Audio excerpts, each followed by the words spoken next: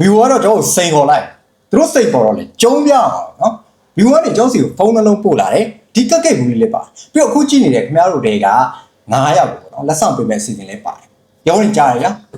ပါကင်ဖွင့်မယ်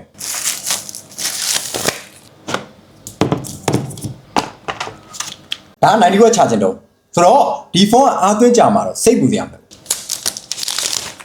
ဒါတော့မင်းသားကြီး Vivo V50 လိုက်ပါကက်ကက်ဘူးလေးကိုဖွင့်ကြည့်မယ်အီမီရဲ့စားမှာမပူနဲ့စိတ်ချက်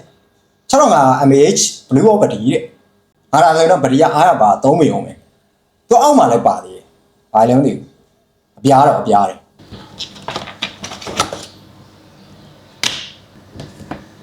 အော်ဒီပြားတွေဆက်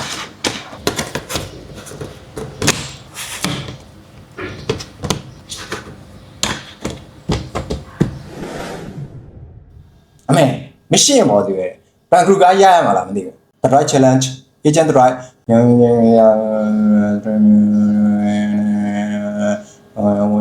Resist နဲ့အော်ကျွန်တော်ဒီဖုန်းကို24နာရီအတွင်းဘက်ထရီဘယ်လောက်အသုံးခံလဲဆိုတာသိအောင်ကျုံးပြရမယ်ဆိုတော့